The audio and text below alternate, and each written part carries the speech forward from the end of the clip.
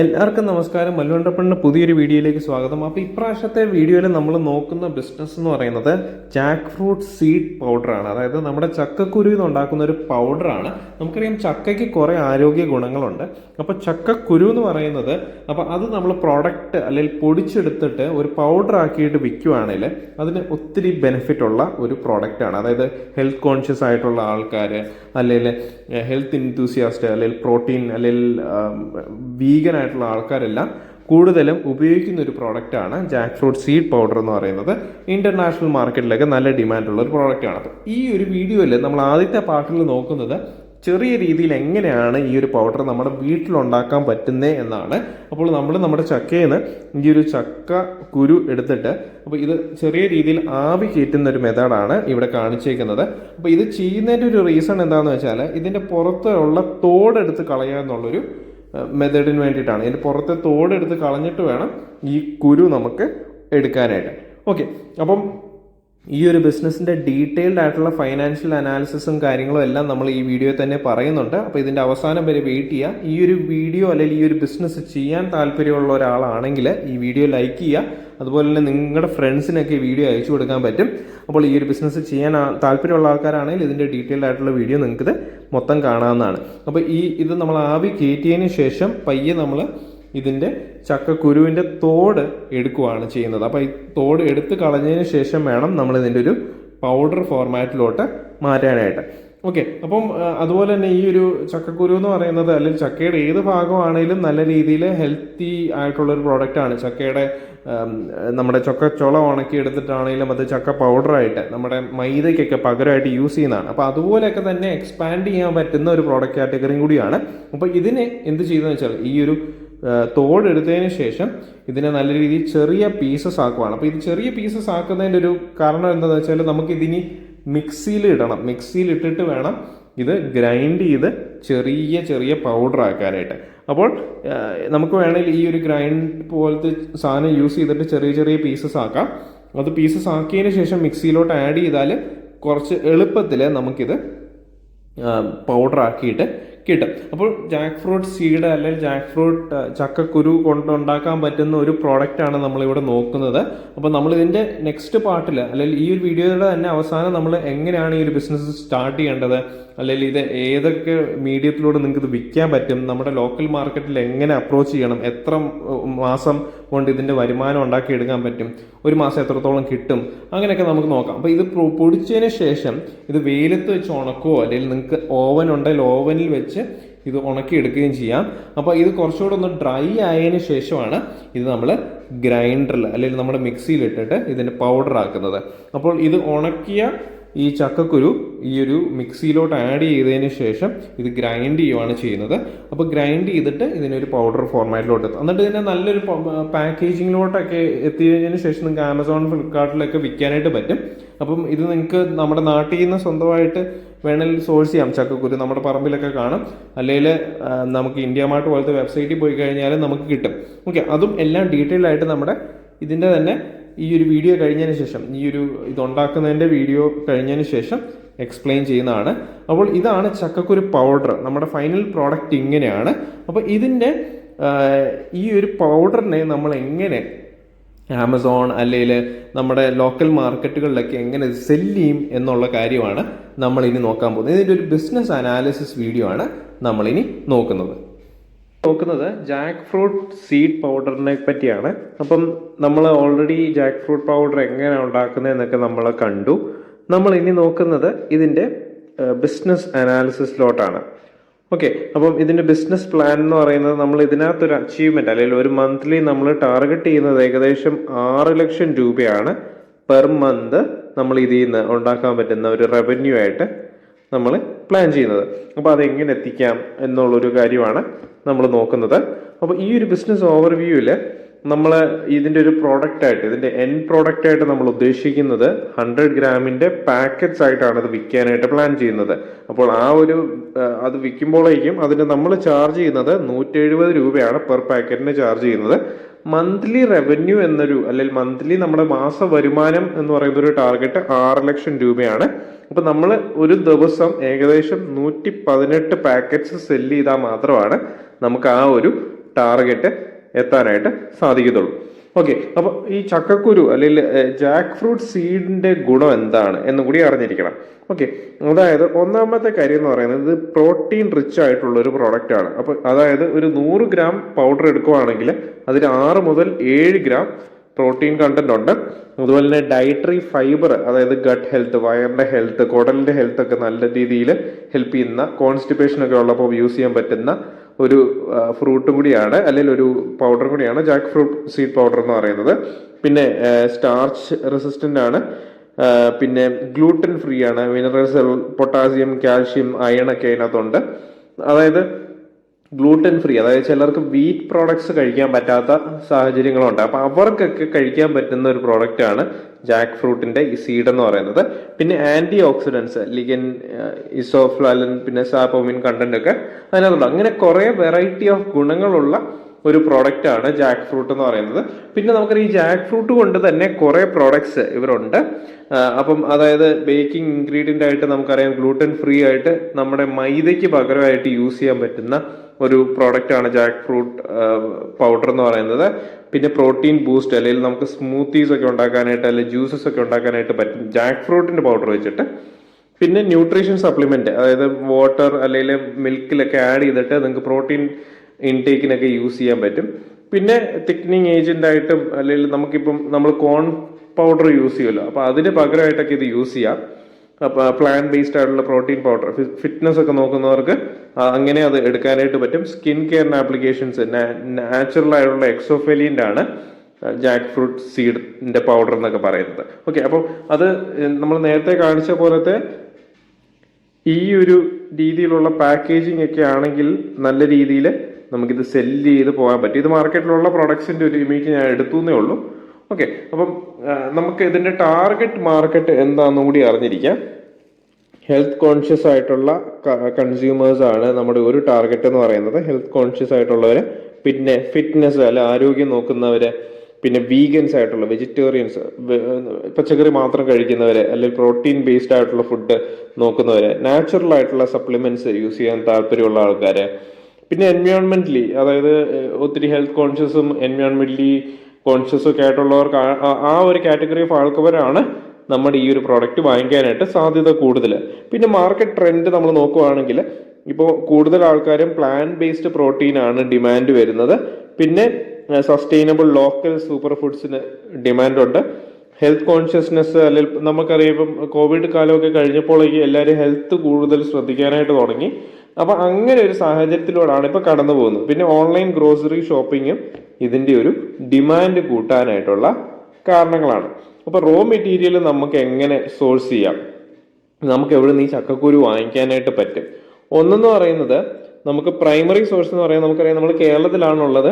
അപ്പൊ നമുക്ക് ലോക്കൽ ആയിട്ടുള്ള ആൾക്കാരുടെ അടുത്തു നിന്ന്, നമ്മുടെ പറമ്പിൽ നിന്നോ അല്ലെങ്കിൽ നമ്മുടെ അടുത്തുള്ള ആൾക്കാരുടെ അടുത്തു നിന്നൊക്കെ, ഫാമേഴ്സ് യൂണിയനിൽ നിന്നൊക്കെ എടുത്തിട്ട് നമുക്ക് ചക്കക്കുരു കളക്ട് ചെയ്യാൻ പറ്റും. അപ്പൊ കോസ്റ്റ് ഭയങ്കരമായിട്ട് നമുക്ക് കുറയ്ക്കാൻ പറ്റും. അല്ലെങ്കിൽ നമുക്ക് ഇന്ത്യ മാർട്ടിൽ പോയി കഴിഞ്ഞാൽ, ഇന്ത്യ മാർട്ടിലൊക്കെ നമ്മൾ നോക്കി കഴിഞ്ഞാൽ ഏകദേശം 525 രൂപയാണ് പെർ കിലോഗ്രാമിനൊക്കെ ഈ ഒരു ചക്കക്കുരുവിന്റെ സീഡ്സിന് അവര് ചാർജ് ചെയ്യുന്നത്. പക്ഷെ അതിലും കുറഞ്ഞ റേറ്റിൽ നമുക്ക് നമ്മുടെ ലോക്കൽ വെൻഡേഴ്സിന്റെ നിന്ന് വാങ്ങിക്കാനായിട്ട് പറ്റും. അങ്ങനെ നിങ്ങൾക്ക് ചെയ്യാം. പിന്നെ പ്രോസസ്സിംഗ് സെറ്റപ്പ് എങ്ങനെയാണ്, ഈ ഒരു പ്രോസസ്സിങ്ങിന്റെ അല്ലെങ്കിൽ ഇത് എങ്ങനെയാണ് ഇത് സ്റ്റാർട്ട് ചെയ്യേണ്ടതെന്നുള്ളൊരു കാര്യമാണ് നമ്മൾ നോക്കുന്നത്. ഒന്ന്, initial investment in seed cleaning equipment. Seeds നമുക്ക് കൈകൊണ്ട് എടുക്കാം, അതിന് എംപ്ലോയീസിനെ വെക്കാം, അല്ലെങ്കിൽ ക്ലീൻ ചെയ്യുന്ന എക്യുപ്മെന്റ് വാങ്ങിക്കാം. ഡ്രൈയിങ് ആൻഡ് റോസ്റ്റിംഗ് ഫെസിലിറ്റീസ് വേണം. ഇത് പൊടിക്കാനായിട്ടുള്ള ഗ്രൈൻഡിങ് ആൻഡ് പൾവറൈസിങ് മെഷീൻസ് വേണം. പാക്കേജിങ് എക്യുപ്മെന്റ്, പിന്നെ ക്വാളിറ്റി ടെസ്റ്റിംഗ് ടൂൾസും ആവശ്യമുണ്ട്. അപ്പൊ ഇതിന്റെ പ്രൊഡക്ഷൻ കപ്പാസിറ്റി നമ്മൾ ഇനിഷ്യലി ടാർഗറ്റ് ചെയ്യുന്നത് ഏകദേശം 120 മുതൽ 150 പാക്കറ്റ്സ് ആണ് നമ്മൾ പ്ലാൻ ചെയ്യുന്നത്. അപ്പൊ മന്ത്ലി പ്രൊഡക്ഷൻ ഏകദേശം 3600 മുതൽ 4500 പാക്കറ്റ്സ് ആണ് ഇതിൽ എയിം ചെയ്യുന്നത്. അപ്പൊ ഇതിന്റെ ഫേസ് ആയിട്ടാണ് നമ്മളിത് പ്ലാൻ ചെയ്യുന്നത്. ഒരു മന്തിൽ ഇത്ര ടാർഗറ്റ്സ് നമ്മൾ കൊണ്ടുവരും, ഇത്ര മാസം കഴിയുമ്പോൾ ഇത്ര പാക്കറ്റ്സിലോട്ട് നമ്മൾ എത്തിക്കും. അങ്ങനെ ഒരു രീതിയിലാണ് ഇത് പ്ലാൻ ചെയ്യുന്നേക്കുന്നത്. അപ്പോൾ ഫസ്റ്റ് ഫേസ് എന്ന് പറയുന്നത് ആദ്യത്തെ 3 മാസമാണ്. അപ്പൊ അതിലെ നമ്മൾ പ്രൊഡക്ഷൻ ഫെസിലിറ്റി നമ്മൾ സ്റ്റാർട്ട് ചെയ്യുവാണ്. റിലയബിൾ ആയിട്ടുള്ള ഈ സീഡ്സ് നമുക്ക് എല്ലാ വർഷത്തിലുടനീളം പ്രൊവൈഡ് ചെയ്യാൻ പറ്റുന്ന ആൾക്കാരെ നമ്മൾ കണ്ടെത്തും. പിന്നെ ഇതിന്റെ പ്രോഡക്റ്റിന്റെ പാക്കേജിങ്ങും ബ്രാൻഡിങ്ങും നമ്മൾ നോക്കും. ഞാനിപ്പോൾ കാണിച്ച ഇമേജസ് പോലത്തെ ഉള്ള പാക്കേജിങ് നിങ്ങൾക്ക് എടുക്കാം. അപ്പോൾ അത് എവിടെ നിന്ന് നിങ്ങൾക്ക് കിട്ടണം എന്നുള്ള കാര്യങ്ങളൊക്കെ നിങ്ങൾക്ക് നോക്കിയെടുക്കാൻ പറ്റുന്നുള്ളൊരു ടൈമാണ് ഈ ആദ്യത്തെ 3 മാസം. പിന്നെ ബിസിനസ് രജിസ്റ്റർ ചെയ്യുക, അതിന് വേണ്ട സർട്ടിഫിക്കേഷൻസ് വേണം. ഫുഡിന്റെ ആണ്, അപ്പോൾ FSI ലൈസൻസ് വേണം, GST ലൈസൻസ് വേണം, അങ്ങനെയുള്ള കാര്യങ്ങളൊക്കെ എടുക്കണം. പിന്നെ 1 or 2 പ്ലാറ്റ്ഫോംസ്, അതായത് ഒരു ഓൺലൈൻ മാർക്കറ്റ് പ്ലേസ്, ഒന്ന് ആമസോണിലോ അല്ലെങ്കിൽ ഫ്ലിപ്കാർട്ടിലോ ലോഞ്ച് ചെയ്യാം. പിന്നെ നമ്മുടെ ലോക്കൽ ആയിട്ടുള്ള മാർക്കറ്റുകളിലും ഇത് പയ്യെ സ്റ്റാർട്ട് ചെയ്യണം. അപ്പോൾ ആദ്യത്തെ ടാർഗറ്റ് എന്ന് പറയുന്നത് ഒരു ദിവസം നമ്മൾ ഏകദേശം 20 മുതൽ 30 പാക്കറ്റ്സ് നമ്മൾ പ്രൊഡ്യൂസ് ചെയ്യുന്ന രീതിയിലോട്ട് ഫസ്റ്റ് ഫേസിൽ നമ്മൾ എത്തണം. സെക്കൻഡ് ഫേസ് അടുത്ത 4 മുതൽ 6 മാസം വരെയാണ്. അപ്പോൾ അതെന്ന് പറയുന്നത് expand to additional online market places, begin marketing campaigns, establish relationships with local health centres. അതായത് നമുക്കറിയാം ഇതൊരു ഹെൽത്ത് പ്രോഡക്റ്റ് ആയിട്ടാണ് വിൽക്കുന്നത്. അപ്പോൾ ആ രീതിയിൽ നമുക്കിതിനെ ബ്രാൻഡ് ചെയ്ത് മാർക്കറ്റ് ചെയ്യാനായിട്ട് പറ്റണം. അതിന് പ്രോപ്പർ ആയിട്ടുള്ള ഓൺലൈൻ മാർക്കറ്റിംഗ്, അതായത് ഫേസ്ബുക്ക് ആഡ്സ്, ഇൻസ്റ്റഗ്രാം ആഡ്സ് ഒക്കെ നിങ്ങൾക്ക് സ്റ്റാർട്ട് ചെയ്യാം. ഓൺലൈൻ മാർക്കറ്റ് പ്ലേസ് ആയിട്ടുള്ള ഫേസ്ബുക്ക് മാർക്കറ്റ് പ്ലേസ് യൂസ് ചെയ്യാം, അതിലൊക്കെ നിങ്ങൾക്ക് സെല് ചെയ്യാം. പിന്നെ അഡീഷണൽ സ്റ്റാഫ് വേണം. അതായത് നമുക്കറിയാം ഇപ്പോഴത്തെ പ്രൊഡക്ഷൻ ഫെസിലിറ്റി എന്ന് പറയുന്നത് 50 മുതൽ 70 പാക്കറ്റ്സ് പെർ ഡേ ആണ്. അപ്പോൾ അത് ഹാൻഡിൽ ചെയ്യാനായിട്ട് നമുക്ക് എന്ത് വേണം? ഇത് പ്രൊഡക്ഷൻ ഹാൻഡിൽ ചെയ്യാനും സെയിൽസിനും ആളെ വേണം. ഓക്കെ, തേർഡ് ഫേസ് എന്ന് പറയുന്നത് സ്കെയിൽ ടു ഫുൾ പ്രൊഡക്ഷൻ കപ്പാസിറ്റിയാണ്. അതായത് ഒരു ഇ-കൊമേഴ്സ് വെബ്സൈറ്റ് ലോഞ്ച് ചെയ്തു, അതുപോലെ തന്നെ പ്രോഡക്റ്റ് ലൈൻ ഡിഫറെൻറ്റ് ഫ്ലേവേഴ്സും ഫോർമേഷൻസും ഒക്കെ ആഡ് ചെയ്യാം. അപ്പോൾ ഈ ജാക്ക് ഫ്രൂട്ട് പൗഡർ തന്നെ അല്ലാതെ വേറെ രീതിയിലുള്ള പ്രോഡക്ട്സും കൂടി നിങ്ങൾക്ക് ആഡ് ചെയ്യാം. ഇതിൽ ഒരു കേരളത്തിൽ നിന്നും വെളിയിലുമായിട്ടുള്ള ഒരു ഡിസ്ട്രിബ്യൂഷൻ നെറ്റ്വർക്ക്. അപ്പോൾ ഈ ഒരു ടാർഗറ്റിൽ നമ്മൾ 118 കൂടുതൽ പാക്കറ്റ്സ് പെർ ഡേ പ്രൊഡക്ഷൻ നടത്തുന്ന രീതിയിൽ അത് കൊണ്ടുവരണം. അപ്പോൾ ഇതിൻ്റെ ഒരു പൈസ എത്രത്തോളം നമ്മൾ ഇൻവെസ്റ്റ് ചെയ്യണം എന്നുള്ളൊരു രീതിയിലാണ് ഇനി നമ്മൾ നോക്കുന്നത്. അപ്പോൾ ഇനീഷ്യൽ ഇൻവെസ്റ്റ്മെന്റ് എക്യുപ്മെന്റിന് നമ്മൾ ഏകദേശം നമ്മൾ ഇട്ടേക്കുന്നത് 3 മുതൽ 5 ലക്ഷം രൂപയാണ്. അതായത് ഇതിന്റെ സർട്ടിഫിക്കേഷൻസും ലൈസൻസിങ്ങും ഒക്കെ ഏകദേശം 50,000 മുതൽ 1 ലക്ഷം രൂപ ഇട്ടിട്ടുണ്ട്. ഇതൊക്കെ കുറച്ചൊക്കെ എക്സാജറേറ്റഡ് ആണ്. പിന്നെ ഇനീഷ്യൽ മാർക്കറ്റിങ്ങിനും നമ്മൾ 1 ലക്ഷം രൂപ, വർക്കിംഗ് ക്യാപിറ്റലും ഏകദേശം 5 ലക്ഷം രൂപ നമ്മൾ മാറ്റി വെച്ചിട്ടുണ്ട്. അപ്പോൾ ടോട്ടൽ സ്റ്റാർട്ടപ്പിന്റെ കോസ്റ്റ് എന്ന് പറയുന്നത് 9 മുതൽ 12 ലക്ഷം രൂപയാണ്. പക്ഷേ ഇതിലും കുറച്ചൊക്കെ നമുക്ക് കിട്ടും. നിങ്ങളത് മാർക്കറ്റിൽ ഇറങ്ങി ഇതിന്റെ റേറ്റും കാര്യങ്ങളൊക്കെ കുറച്ചുകൂടെയൊക്കെ ബാർഗെയിൻ ചെയ്തൊക്കെ കൊടുത്തു കഴിഞ്ഞാൽ ഇതിന്റെ പകുതി വിലയ്ക്കൊക്കെ നമുക്കിത് സ്റ്റാർട്ട് ചെയ്യാൻ പറ്റും. അപ്പം പിന്നെ മന്ത്ലി ഉള്ള ഒരു എക്സ്പെൻസ്, നമുക്ക് ഒരു മാസം വരുന്ന ചെലവ് എത്രയാണെന്ന് നോക്കിക്കഴിഞ്ഞാൽ റോ മെറ്റീരിയൽ പെർ ഡേ നമുക്ക് ഏകദേശം 6195 രൂപയാണ്. പിന്നെ മന്ത്ലി അപ്പോൾ സീഡ്സ് വാങ്ങിക്കാൻ, ഈ കുരു വാങ്ങിക്കാനായിട്ട് തന്നെ നമുക്ക് ഏകദേശം 1,85,000 രൂപയോളം വരും. പിന്നെ പാക്കേജിങ് 20,000 രൂപ നമ്മൾ ഇട്ടു, സ്റ്റാഫിന് 60,000 രൂപ ഇട്ടു, മാർക്കറ്റിങ്ങിന് 50,000 രൂപ, ലോജിസ്റ്റിക്സ് 30,000 രൂപ. പിന്നെ നമുക്കറിയാം ആമസോണിൽ ഫ്ലിപ്കാർട്ടിലൊക്കെ വിൽക്കുമ്പോഴേക്കും അവർ സെല്ല് ചെയ്യുന്നതിൻ്റെ കൂടുതലാണ് അവർ ഇത്ര പെർസെൻറ്റേജ് എടുക്കുന്നെങ്കിൽ അത് 90,000 മുതൽ 1.5 ലക്ഷം രൂപ വരെ നമ്മളൊരു പ്ലാറ്റ്ഫോം ഫീ എന്ന രീതിയിൽ മാറ്റി വെച്ചിട്ടുണ്ട്. പിന്നെ അല്ലാതെ റെന്റ്, നമ്മളെടുത്ത സ്ഥലത്തിന്റെ ഇലക്ട്രിസിറ്റി, അതെല്ലാം കൂടി ഒരു 25,000 രൂപ മാറ്റി വെച്ചു. അപ്പോൾ മന്ത്ലി എക്സ്പെൻസ് ഒരു മാസം നമുക്ക് ഏകദേശം 4 ലക്ഷം മുതൽ 5 ലക്ഷം രൂപ നമുക്ക് ചെലവ് വരും. ഓക്കെ, അപ്പം നമുക്ക് മന്ത്ലി റവന്യൂ, ഒരു മാസത്തെ വരുമാനം എന്ന് പറയുന്നത് നമുക്ക് ഈ 118 പാക്കറ്റ്സോളമാണ് നമ്മൾ അതിൽ കൂടുതൽ സെല്ല് ചെയ്യുന്ന സ്റ്റേജ് എത്തുമ്പോഴത്തെ കാര്യമാണ് ഈ പറയുന്നത്.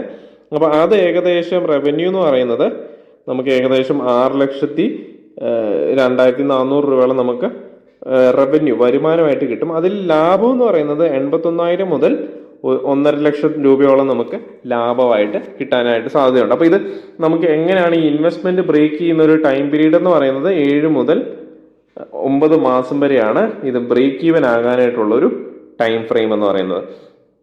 പിന്നെ ഇതിന്റെ മന്ത്ലി കോസ്റ്റ് എന്ന് പറയുന്നത് ഡയറക്റ്റ് കോസ്റ്റുകളാണെങ്കിൽ ഏകദേശം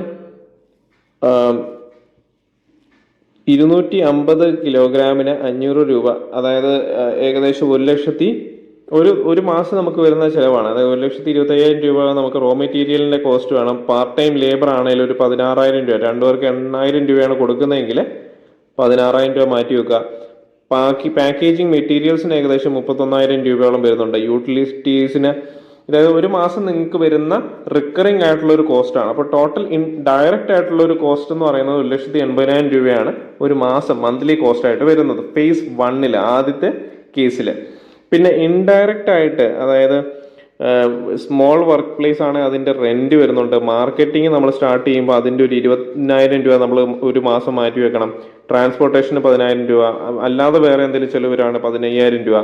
ടോട്ടൽ ഇൻഡയറക്റ്റ് കോസ്റ്റ് നമുക്കൊരു 60,000 രൂപ. അതായത് ഫസ്റ്റ് ഫേസിൽ തന്നെ നമുക്ക് ഒരു മന്തിലെ ടോട്ടൽ ചെലവ് വരുന്നത്, കോസ്റ്റ് ആയിട്ട് വരുന്നത് 2.5 ലക്ഷം രൂപയോളാണ് കോസ്റ്റ് വരുന്നത്. ഓക്കെ, ഇതിന്റെ മാർക്കറ്റിംഗ് സ്റ്റേജ് അല്ലെങ്കിൽ മാർക്കറ്റിംഗ് സ്ട്രാറ്റജി എന്ന് പറയുന്നത് ഒന്നെന്ന് പറയുന്നത് ബ്രാൻഡിങ് ആണ്. ബ്രാൻഡിങ്ങിൽ ഇതൊരു premium organic sustainable protein supplement ആയിട്ട് നമ്മൾ ഇതിനെ ബ്രാൻഡ് ചെയ്യണം.